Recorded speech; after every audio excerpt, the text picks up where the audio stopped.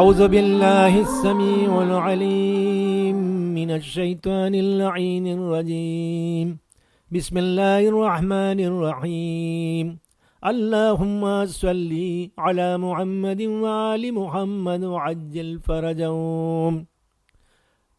અમારા ખોજા TV radio અને એરવેઝના માન્ય શ્રોતાજનો, મુલ્લા નિસાર તમને રેવિન્યુન ટાપુથી અસ્સલામુ અલૈકુમ વરહમતુલ્લાહી વબરકાતુહુ કહે છે. સવાલ જે આવ્યો છે એ તમારી સામે હું પેશ કરું છું કે હું એક જગ્યાએ સફરમાં ગયો. પૂછનાર કહી રહ્યો છે કે હું એક જગ્યાએ સફરમાં ગયો, ત્યાં મારી નમાઝ કસર હતી, કારણ કે 10 દિવસોથી ઓછી મુદ્દત હતી. લગભગ 8-9 દિવસો પસાર થયા, પરંતુ મારી સફર લંબાતી ગઈ અને હું નક્કી કરી શક્યો નહીં કે હજી મને કેટલા દિવસો રહેવાના છે. સૌપ્રથમ શાદીનો મોકો સામે આવ્યો, તેના પછી કુટુંબની કોઈ વ્યક્તિ સખ્ત ગ્રાવ બીમાર પડી અને આખિરમાં પ્લેનની ટિકિટનો મને પ્રોબ્લેમ જાગ્યો. એમ કરતાં કરતાં મારા 3 થી 4 અઠવાડિયા નીકળી ગયા અને હું નમાઝ કસર પડ્યા કરતો હતો, કારણ કે મને કોઈ સમજાવી શકતું નહીં હતું કે આખિર કેમ કરવું જોઈએ. જવાબ: આ તમારો સવાલ 3 જવાબો સામે લાવે છે કે જે અંગેના મસાઇલ તમને પાશ 355 ઉપર, મસાઇલ 1362, 1363 અને 1364 એટલે 355 નંબરનો પેજ છે.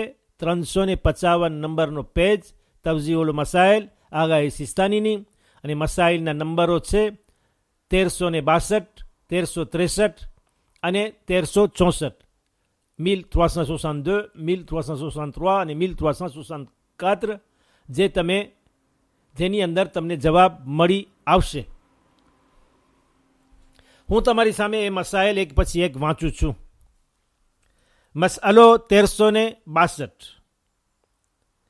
અગર કોઈ શખ્સ કોઈ જગ્યાએ અણધારી રીતે અક્સિદાંતોમાં 30 દિવસ વિતાડે, એટલે પહેલેથી નિયત ન હતી, 30 દિવસ વિતાડે, જેમ કે એ હંમેશા રોકાવવા અને સફર કરવા સંબંધી અનિશ્ચિત હોય, એટલે કે કાલે સફર છે, આજે સફર છે, રોકાવું છે નથી, એના માટે પોતે ડિસિઝન લઈ શકતો ન હતો, એ એન્દેસી હતો. તો સફર કરવા માટે તે એન્દેસી હતો, પોતે નક્કી કરી શકતો નહીં હતો. તો 30 દિવસ પૂરા થયા બાદ થોડોક જ સમય પણ જો ત્યાં રહે, 30 દિવસ પૂરા થયા બાદ થોડોક જ સમય પણ જો ત્યાં રહે, તો એ સમય, એ ટાઈમ, એ મુદ્દત દરમિયાન નમાઝ પૂરી પડશે. એટલે કે 30 દિવસો થયા, એ એની લિમિટ છે છેવટની, એના પછી કાંઈ નહીં ચાલે.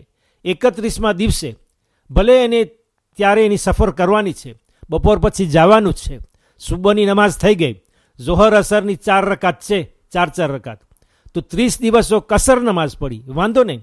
પણ આજે આ એક દિવસે, આ અડધા દિવસમાં, કારણ કે 31મો દિવસ છે, હવે લિમિટ દેપાસે થઈ ગઈ, ભલે 2 જ નમાઝ પડવાની છે, ઝોહર અને અસર, એ નમાઝ એને પૂરી પડવાની, ઝોહર અને અસર એને પૂરી પડવાની, ભલે એની અગાઉ 30 દિવસો એને નમાઝે કસર પડી.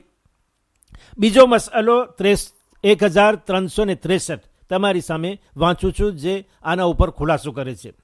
જે માણસ, જે શખ્સ, જે વ્યક્તિ એક સ્થળે, એક જગ્યાએ 9 દિવસ યા એથી ઓછા દિવસો માટે રહેવા ધારે, એને વિચાર કરી લીધો, નિયત કરી લીધી, એનો ખ્યાલ હતો કે 9 દિવસ યા એનાથી ઓછા દિવસો એક જગ્યામાં રહેશે, અને એ મુદ્દત પૂરી થયા બાદ બીજા 9 દિવસ, જેવી રીતે તમારો કાચ છે, તમારો દાખલો છે, એના ઉપરથી તમે સમજી શકશો, અને એ મુદ્દત પૂરી થયા બાદ બીજા 9 દિવસ યા એથી ઓછા દિવસો માટે રોકાઈ જાય.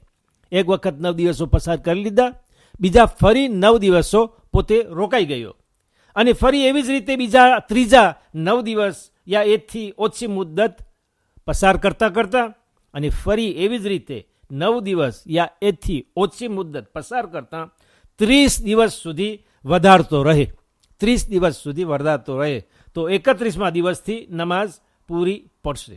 એટલે 31મા દિવસથી નમાઝ પૂરી પડશે. આ બે મસાઇલને તમે જોઈન્ટ કરો તો તમારો સવાલનો જવાબ તમને મળી આવશે.